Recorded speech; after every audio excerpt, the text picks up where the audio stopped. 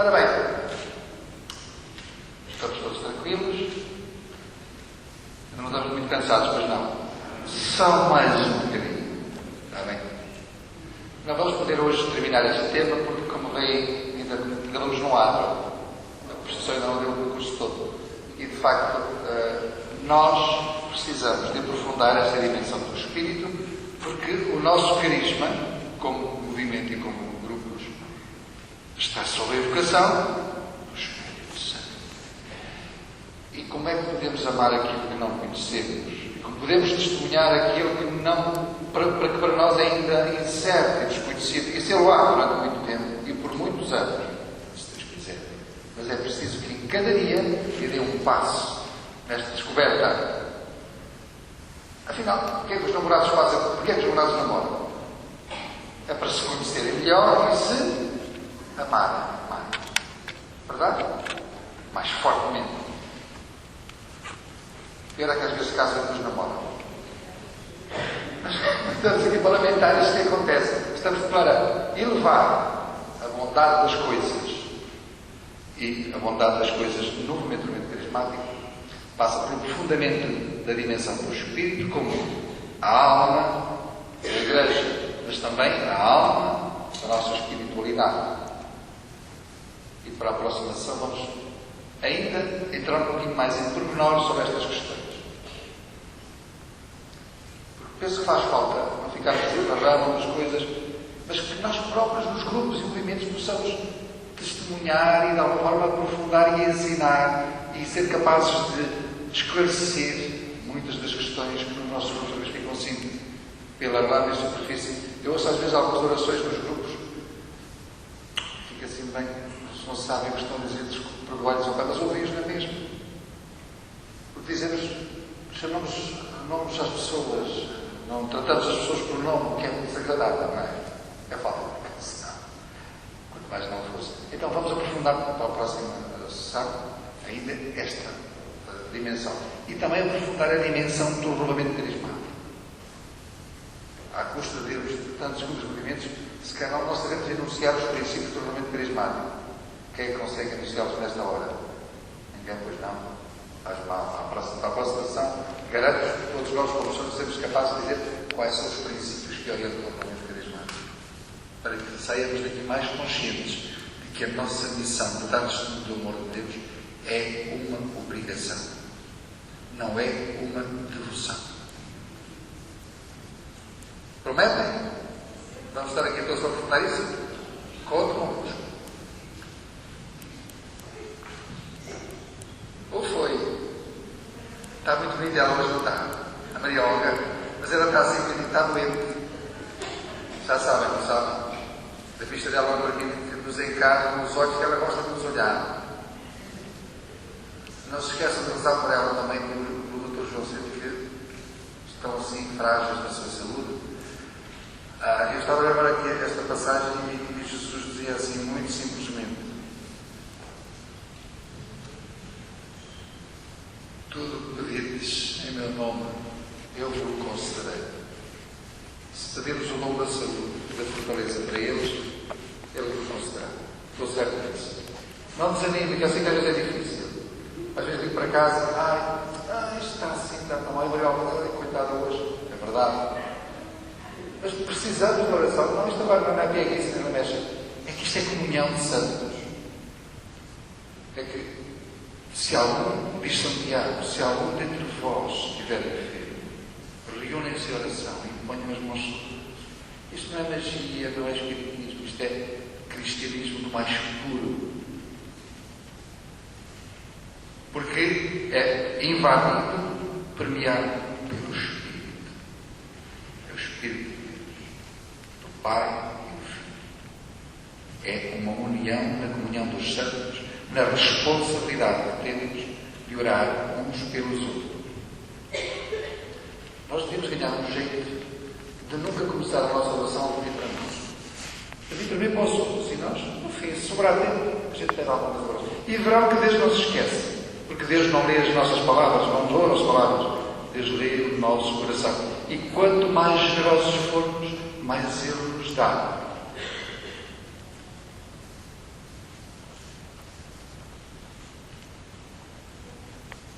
Está certo? Vamos rezar por eles também. Olha, reza por mim também já. Bom, então, uns pelos outros. Nós esquecemos às vezes. Tratamos por irmãos, mas não sabemos porquê. Bem, estamos aqui para isto, também para crescer nessa direção. Ora bem, vamos a algumas passagens que eu gostaria que vocês aprofundassem nas vossas leituras. Uma delas tem a ver com o Evangelho de São João. Começamos no capítulo 14, 15, 16, até o capítulo 18 do Evangelho de São João.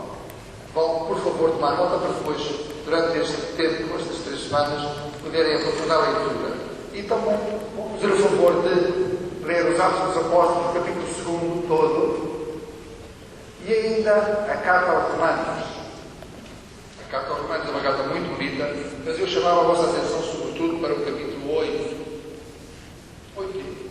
7 e 8. O 7 introduz-nos ao capítulo 8 e depois o capítulo 8 é um capítulo muito importante para falar da lei do Espírito. Portanto, eu repito, o Evangelho de São João, capítulo 14, 15, 16 e 17, os Atos dos Apóstolos, o capítulo 2, isto diz respeito ao Espírito. Depois, há muito mais, são toda esta, para não dizer que levam muitos trabalhos para casa, para os miúdos, os TPCs, não é? São TPCs, estou a ler sem jeito. E depois a carta aos Romanos, capítulo 2. E depois o capítulo aos Romanos 7 e 8. A carta aos Romanos, perdão, 7 e 8. Eu repito, uma vez como se diz. Onde é que ficou? Onde é que ficou? 2. E depois Romanos 7 e 8. Já está.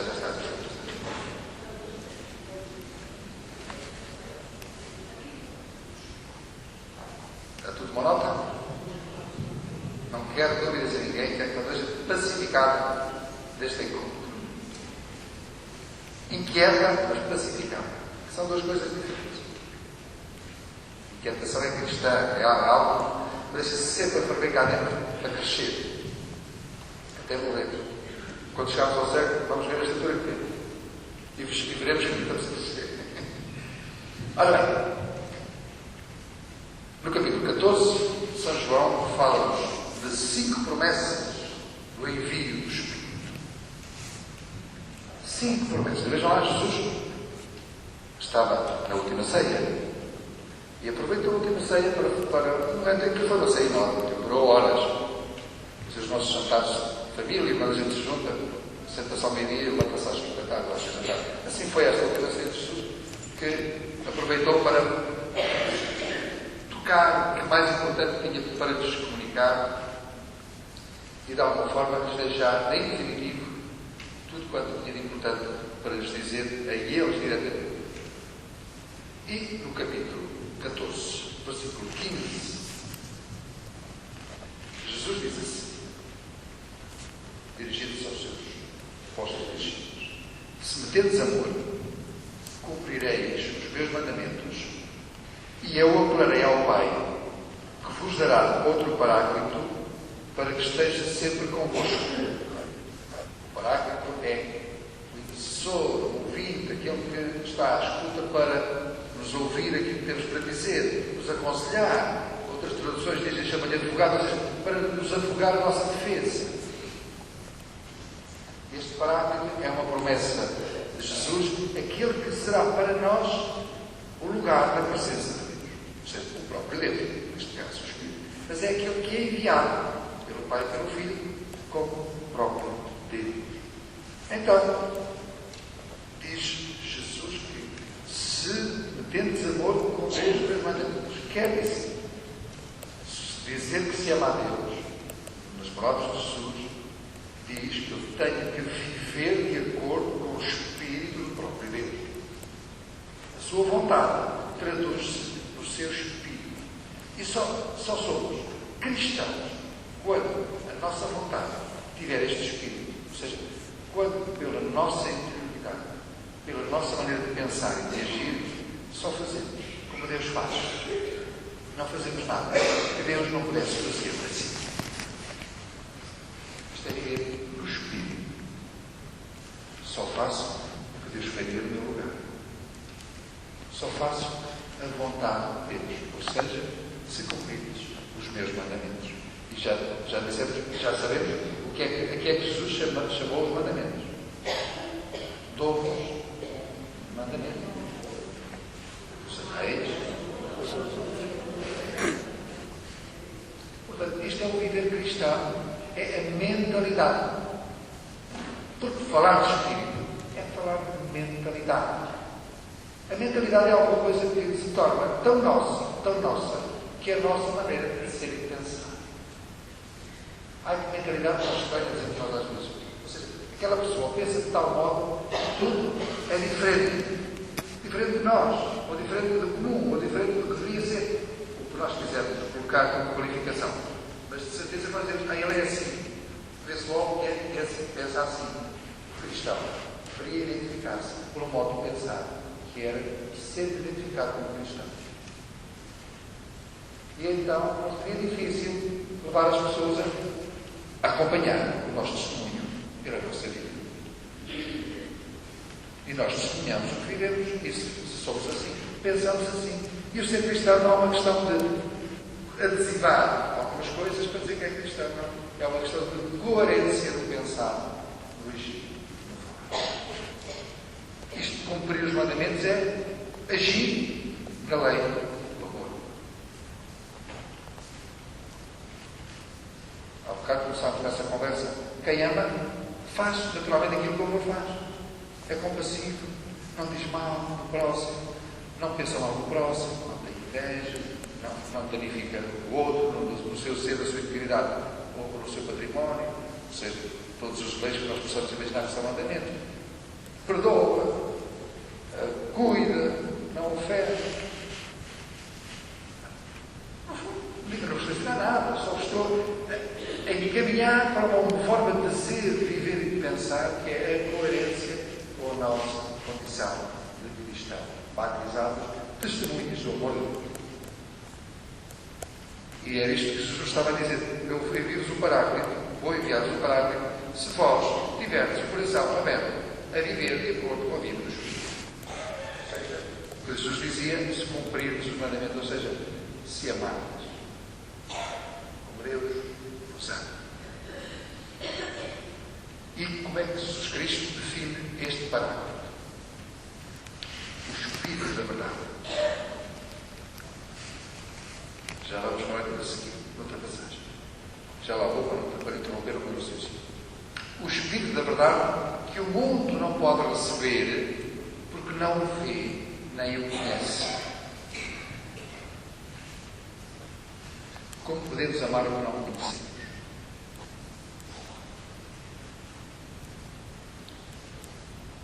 Sempre para amarmos o Muhammad e Ali, dizer, não sei quem é.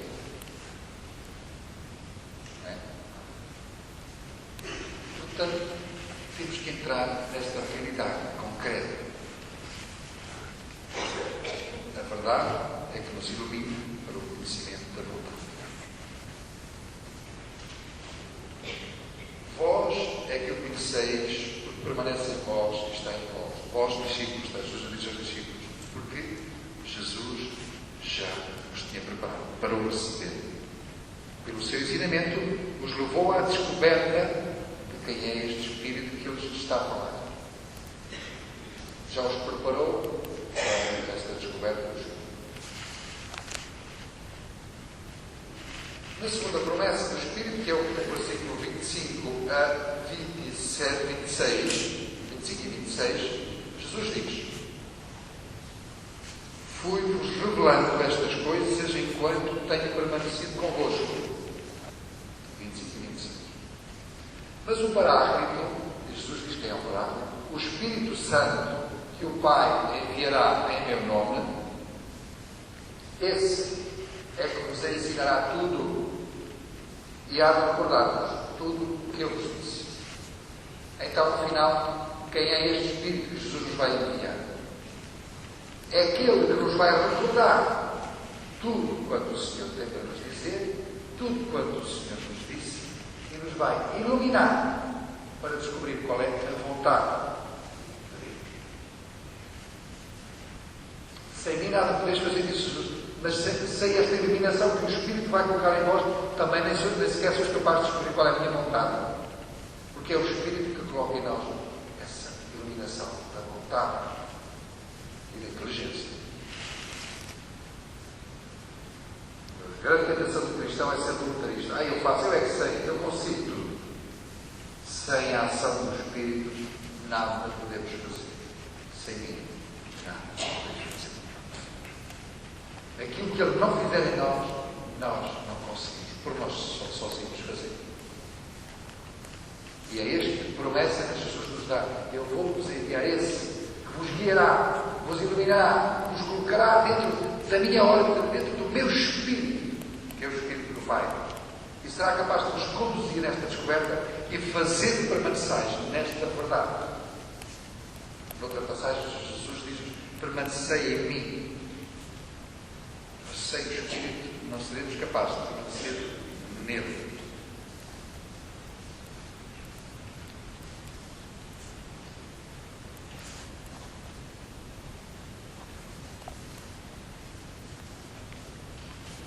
Na terceira promessa, diz Jesus, que é o versículo 26 e 27, do capítulo 15. Quando vier o Paráclito, o Espírito da verdade, diz Jesus, que procede do Pai, e que eu vos hei de enviar da parte do Pai, Ele dará testemunho a meu favor. E vós também haveis de dar testemunho, porque estáis comigo desde o princípio. Aqui Jesus claramente diz quem é o Espírito. Espírito da verdade. Ou seja, Espírito que se identifica com a vontade de Deus.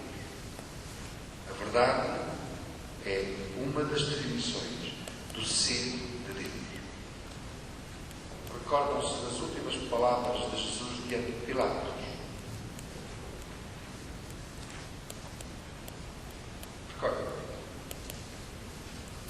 No diálogo de Pilatos.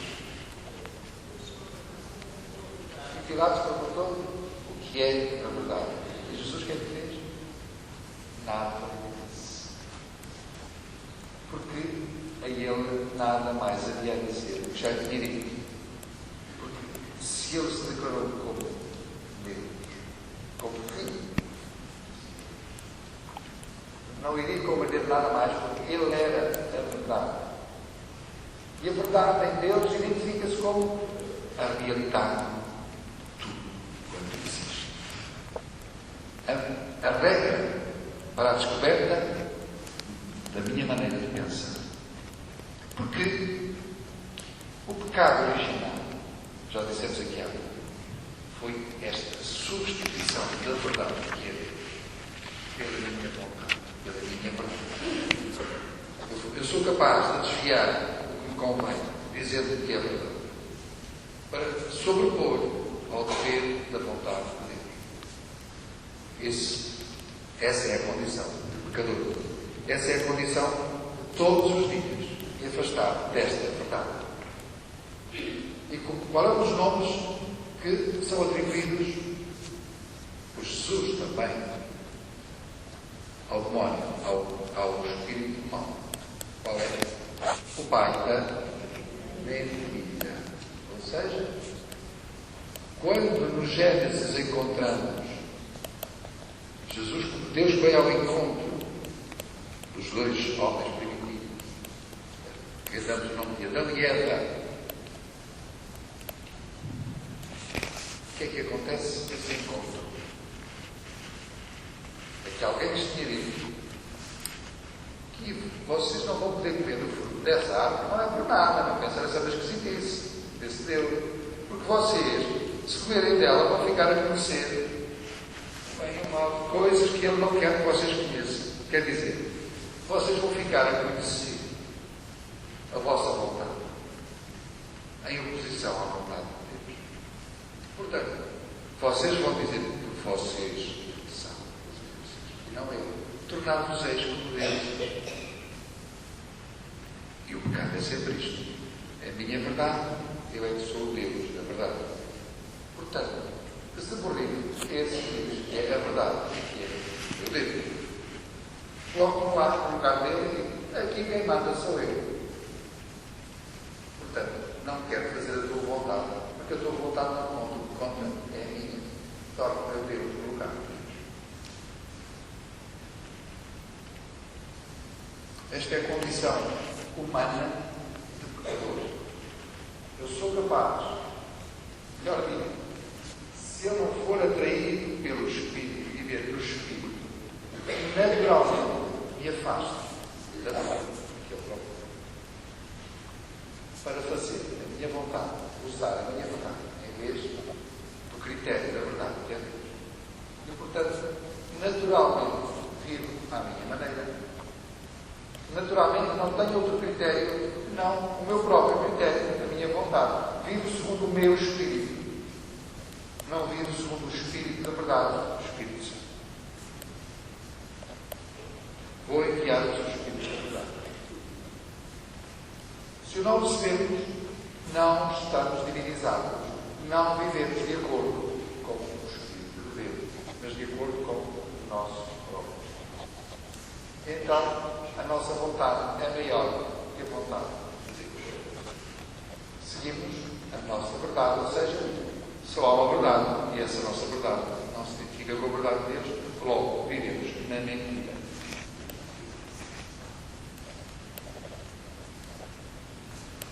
Quarta promessa do Espírito. Faz favor.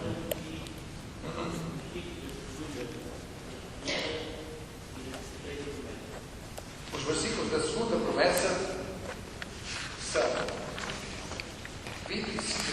capítulo 14, versículo 25 e 26. Segunda promessa. A terceira promessa, capítulo 15, versículo 26 e 27. É uma coincidência de versículos. Capítulo 15, é uma coincidência de versículos. Curioso. 25, 26, outra 26, 27. A quarta promessa é o capítulo 16, versículo 5 a 10. Diz Jesus, a quarta promessa do Espírito: agora vou para aquilo que me enviou, e ninguém de vós me pergunta: para onde vais? Mas, por vos ter anunciado estas coisas, o vosso coração ficou cheio de tristeza. Contudo, digo-vos a verdade, outra vez a verdade. É melhor para vós que eu vá, pois se eu não for, o Paráclito não virá a vós, mas se eu for, eu vou enviar. O que é que isto significa? Na boca de Jesus. Significa que o envio do Espírito resulta da reimersão de Jesus Cristo no seio do Pai, de onde tinha vindo quando encarnou. Já explicámos isto aqui, que a encarnação significa, de algum modo, um parênteses na permanência de Jesus no seio do Pai, para se tornar um de nós, sem deixar de ser Deus. Mas Jesus deixou o seio do eterno, a dimensão do eterno, e assumiu a temporalidade da história. Desceu à limitação do tempo na história.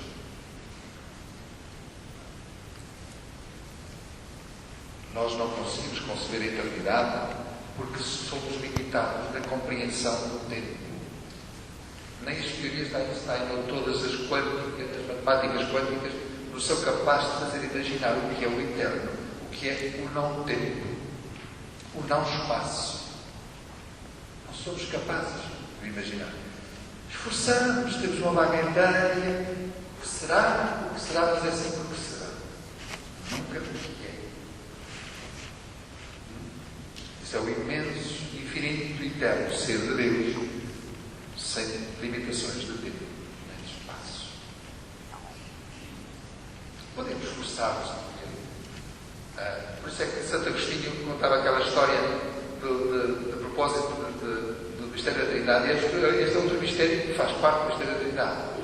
Quando encontrou um menino na areia da praia a esvaziar o mar dentro de uma poça d'água, uma poça de filhos. É exatamente isso, é tentar compreender o incompreensível para a nossa limitação, mas que dentro de nós, no íntimo de nós, existe a intuição do eterno, do infinito, ou não existe.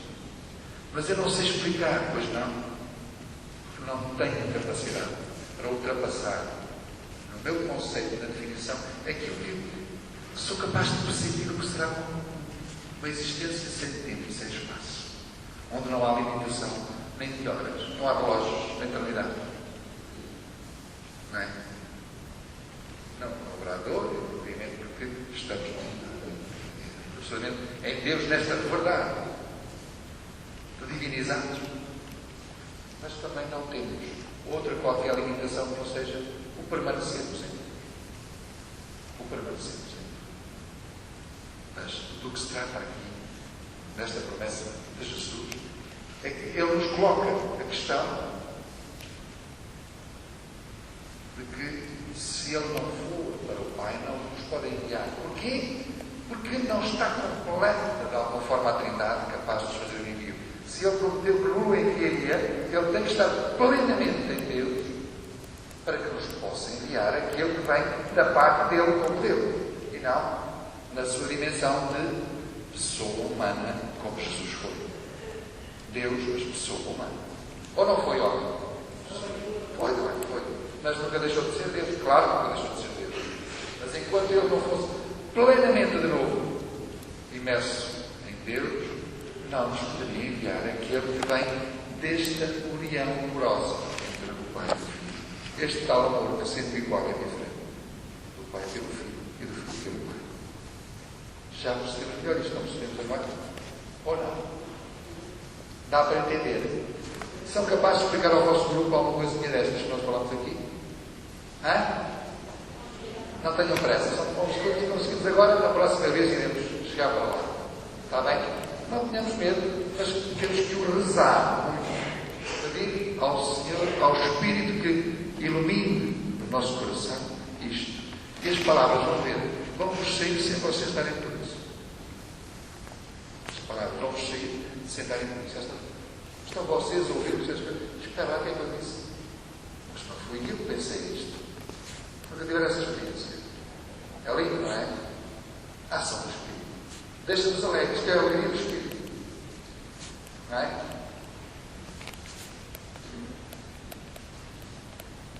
Diz então Jesus continuando. E quando Ele vier, Ele, o oráculo do Espírito, dará ao mundo provas irrefutáveis de uma culpa, de uma inocência e de um julgamento. Jesus explica. De uma culpa, pois não creram em mim. Jesus veio aos seus, e os seus não o receberam. Diz o Evangelho. Ou seja, é o Espírito da verdade que nos vai fazer conhecer a verdade de Deus na sua manifestação e na sua relação connosco. Portanto, ao manifestar-se a verdade de Deus, damos-nos conta de que não o recebemos como Deus. Ou seja, Ele veio ao mundo, mas os seus não o receberam. Não o receberam como Deus, como Salvador, como Messias. E por isso, o marcaram. E Jesus já estava nesta iminência de caminhar, inevitavelmente, para algo. E aceitou isto. Mais ainda, Jesus dizia, de uma culpa, de uma inocência e de um julgamento. De uma inocência, pois eu vou para o Pai e já não me farei. Vocês, os discípulos, irão ficar com a certeza de que vós que acreditastes não sereis tomados na conta de culpados. Que eu estarei no Pai e enviar-vos a este Espírito que vos iluminará para afirmar sempre a verdade.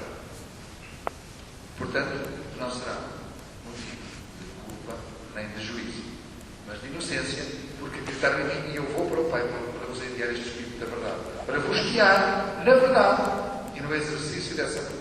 Ou seja, espiritualizados de tal forma, pneumatizados de tal forma, carismáticos de tal modo que se deixam conduzir pelos Espírito. E de um julgamento. pois o príncipe deste mundo foi condenado. Ou seja, não foi o pecado que triunfou, mas sim eu triunfo sobre o pecado quando me ofereço a minha vida em perdão daqueles que nos mandaram. Eu ofereço a minha vida pela salvação de toda a humanidade. E por isso, aqueles que não acreditam, porque não querem acreditar, porque recusam aceitar a verdade de Deus, o mistério da encarnação, o mistério do Espírito, eles próprios aceitam a condição da recusa de salvação. Deus não condena ninguém. Deus quer que todos se salvem. E acrescenta, como disse há pouco, perdão à ofensa. Mas quem recusar esta capacidade de Deus de nos libertar, não quer, será entregue a si mesmo. E por isso é um tal pecado contra o Espírito. Porquê? Porque não quisermos aceitar o Espírito que Deus nos envia de condução para Deus. E então, seguimos o nosso caminho e Deus respeita a nossa decisão. Só Ele sabe. Quinta promessa, versículos 12 a 15.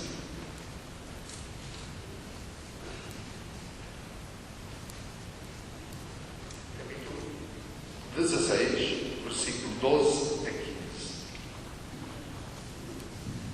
Capítulo 16, 12 a 15. Tenho ainda muitas coisas a dizer-vos, mas não sois capazes de as compreender por agora. Quando Ele vier, novamente, o Espírito da verdade, há de guiar-vos para a verdade completa. Ele não falará por si próprio, mas há de dar-vos a conhecer quanto ouvir e anunciar-vos que há de vir.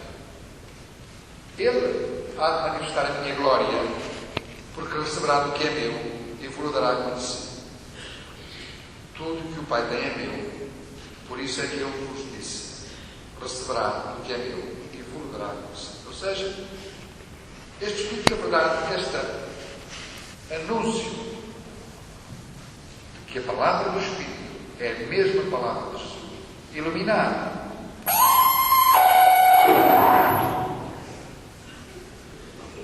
Não fiz nada. Iluminar.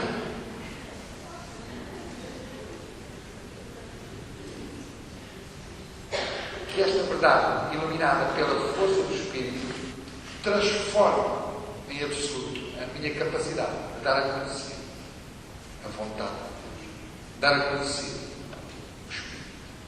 Porque é Ele que nos coloca na nossa boca e no nosso coração as palavras para o anunciar. É Ele que coloca na nossa vontade a capacidade de viver de acordo com o Espírito. Porque somos alimentados por este Espírito.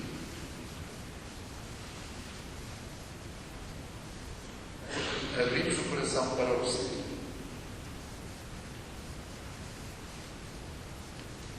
Os Atos dos Apóstolos, eu tenho tempo. Quer dizer que eu vou acabar? 5:30? Temos pouco tempo. Deixe-me só iniciar, depois para a próxima sessão, aprofundamos esta parte de Jesus. Os Atos dos Apóstolos, no capítulo 2, explicam claramente o modo como se deu a manifestação do Espírito.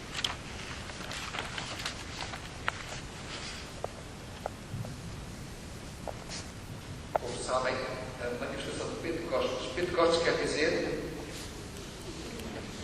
mas o que é que quer dizer descer do Espírito? Era a festa de Sukkot, a festa dos 50 dias, ou seja, 49 dias mais 7 semanas. Era chamada festa das 7 semanas. 7 semanas. Depois da Páscoa, os judeus celebravam uma festa das colheitas, a festa do primeiro trigo maduro que se colhia.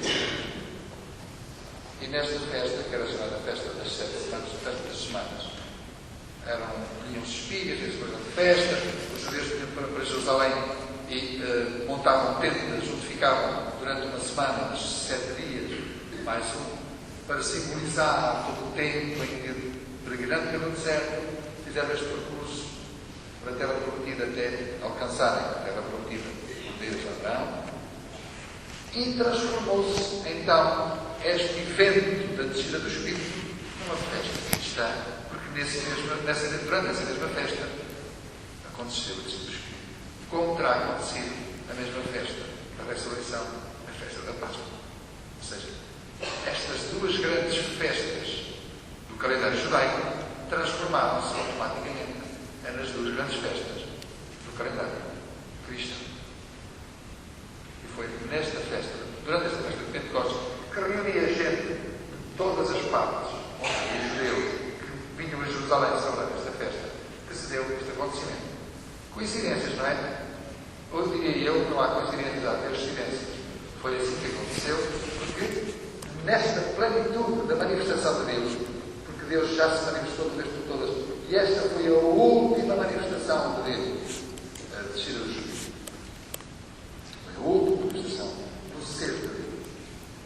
Aconteceu na plenitude da manifestação pascal, que estava simbolizada por esta festa das 7 semanas depois da Páscoa, como caminho da grande alegria depois da celebração da Páscoa, celebramos a festa das colheitas, a festa da fertilidade realizada nas colheitas, que se faziam simbolizadas naquelas espigas que eram colhidas durante esta festa. Portanto, era um momento importante para isto acontecer e, ao mesmo tempo, simbolicamente, estando reunidas em Jerusalém, gente de todas as partes do mundo judaico, se espalhou, universalizou a mensagem de Jesus Cristo como dimensão de envio e testemunho de Jesus. Este é um sinal, o sinal do testemunho. Digamos que o batismo, que tem por centralidade a presença do Espírito, à semelhança do batismo do próprio Jesus, porque nele acontece, e no batismo acontecem, todos os sinais que significam a presença do Espírito em toda a história do Antigo Testamento e em toda a celebração cristã. Para a semana, para outra sessão, vou-vos fazer aqui uma apresentação, possivelmente em PowerPoint, destes sinais, para nós ficarmos mais dentro disto. Mas, nesta dimensão do batismo, no qual estão presentes todos os sinais do Espírito, acontece que está realizada a manifestação da última vinda de Jesus através do ser de Deus, através do Espírito. Está plenamente realizada a vinda. Porquê? Porque Deus já o conhecíamos desde sempre. O seu Filho ficou a ser conhecido durante esta sua existência de 33 anos e mais um Espírito. E faltava conhecer a terceira pessoa, que está manifestada na descida sobre os discípulos. E como é que se deu esta manifestação? Eu termino já, mas entretanto quero-vos dar isto para ficar a fermentar no vosso coração. Como é que se deu? Deu-se assim, de acordo com no capítulo 2 dos Atos dos Apóstolos. Quando chegou o dia de Pentecostes, cá está a festa, encontravam-se todos reunidos. Não diz quem são, não, todos os apóstolos.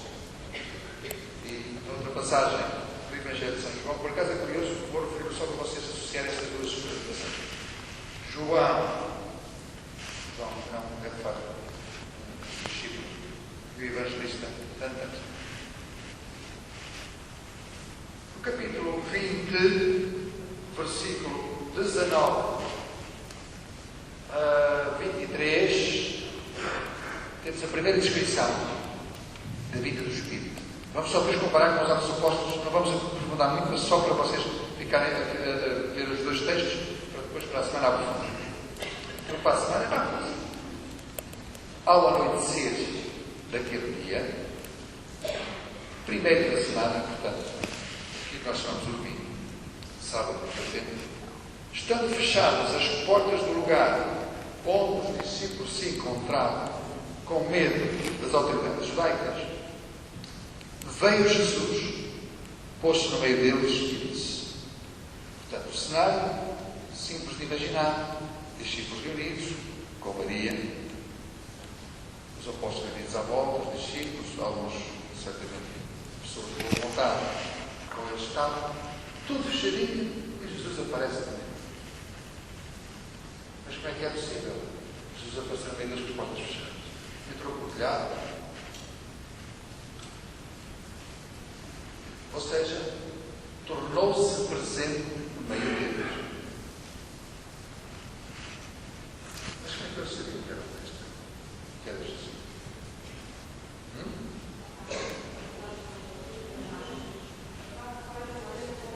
Então o que é que isso tem? Eu digo a parte da convosco, eu sou Jesus.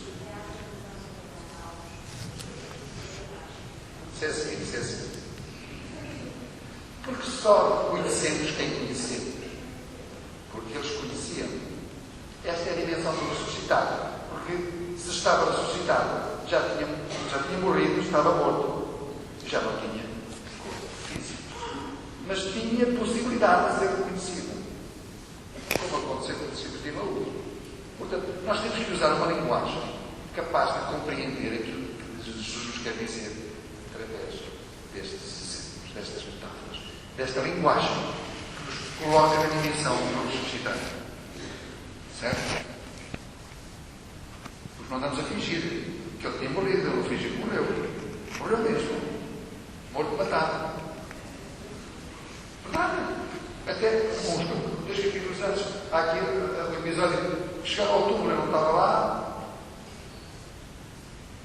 Provável. Não estava lá e ele ressuscitou. Apareceu no meio deles ressuscitado. Não podemos imaginar que era o mesmo. Era o mesmo, mas não era o mesmo. Era o mesmo Jesus, mas não era o mesmo corpo. Bom, adiante. Estando no meio deles, disse: a paz esteja convosco. Dito isto, termino já. Mostrou-lhes as mãos e o peito. Para quê? Digam. Para o reconhecer. São sinais da manifestação. Os discípulos encheram-se de alegria por verem o Senhor. Pois não, a gente pensava que eu estava morto, mas não, está aqui. Parou de ter fé, né? Talvez. Ok. E ele voltou a dizer-lhes: a paz esteja convosco. Muita insistência de Jesus. Assim como o Pai me enviou, também eu vos envio hoje. Aqui já está Jesus, expressamente, na condição de ressuscitar, a fazer o primeiro envio. E já devemos ver porquê.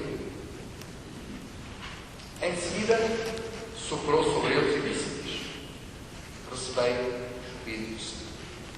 Mas porquê é que ele não disse antes isto?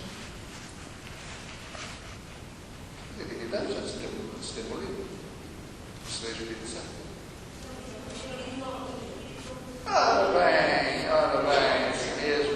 Porque só poderia enviá-lo quando já estivesse no Pai, para o enviar da parte do Pai, ou seja, foi a Trindade que se tornou presente no envio do Espírito. O Pai, porque nele estava o Filho. O Filho, porque também era o Espírito de Jesus que estava com ele. Portanto, o Espírito que é o enviado é a terceira pessoa presente da Trindade, capaz de ser enviada pelo Pai. Está mais fácil de compreender ou não? E com isto tudo, e este relativo todo que eu tenho usado muito convosco, é para vos tentar fazer compreender melhor no coração a pessoa do Espírito. Espero que saiam daqui um pouquinho mais iluminados, mas que sejam capazes de orar para que o Espírito em vós faça luz nesta descoberta do Espírito. Sem isso não conseguimos mais ver. E diz ainda Jesus, o seu Espírito Santo: àqueles a quem perdoados os pecados ficarão perdoados. Àqueles a quem os retiverdes ficarão retidos. Quer isto dizer, com a recepção do Espírito, completa-se a divinização do homem, que pode agir à maneira de Deus. Quem pode perdoar pecados, se não só Deus? Está escrito aqui, nos capítulos antes. Quando Jesus dá aos discípulos o poder de perdoar os pecados, concede-nos a nós o poder divino. Estamos perfeitamente divinizados com a descer do Espírito sobre cada um de nós. E Jesus só nos deu este poder depois de nos ter feito descer o Espírito sobre eles. Verdade? Ou seja, o poder de perdoar é divino. O perdoar é divino. O perdão é sempre dado à imagem de Deus. Por isso é que há pouco falava da dimensão do perdão. Quando não tivermos esta dimensão do perdão, ainda não estamos divinizados. Ainda não somos a imagem de Deus, não temos em nós o plenamente do Espírito, em ação. E o perdoar os pecados significa esta capacidade que o homem tem de recolocar o outro que o ofendeu nas mãos de Deus. Na qualidade de perdoar, que não é a mesma coisa, de ofender e não ser capaz de ser perdoado. De algum modo, quem ofendeu e não recebeu perdão ainda está incompleto. Cometeu ofensa e não recebeu perdão, não foi por Deus perdoado. De algum modo. Mas este perdão de pecados é uma condição da presença do ressuscitado coração do Espírito no seio da Igreja. Este poder dado aos discípulos é o poder dado à Igreja. Significa o quê? Que a Igreja é o lugar. O Espírito permanece no meio de nós, não por aí, a vaguear. Nem sei que ele sopra do que é, mas o lugar da manifestação do Espírito, da presença do Espírito, é a Igreja. E a dimensão sacramental do social é fundamental para que este Espírito continue a dar frutos em cada uma das celebrações sacramentais, em cada um dos sacramentos, e o primeiro dos quais é a própria Igreja, que nos acolhe e nos torna membros do corpo de Cristo. Todos os outros sacramentos são uma renovação do sacramento maior, do sacramento primeiro, que é o batismo. Nós ainda não conhecemos plenamente esta dimensão da importância do sacramento para toda a restante dimensão da presença do Espírito em cada um, da renovação da presença do Espírito em cada sacramento. Veremos na próxima sessão esta abordagem de pequenas linhas, porque senão se torna outro curso tratado. Como é que cada sacramento é sempre uma renovação da vida? Até o perdão dos pecados, até a unção dos doentes, até o matrimônio. Todos são renovação da presença de Deus, que ao cristificar-me, ao tornar-me o corpo de Cristo, me concede o dom do Espírito para que eu seja, para me tornar filho de Deus, ou seja, pense à maneira de Deus, haja ao modo de Deus, acolha ao modo de Deus, perdoe ao Deus, ou seja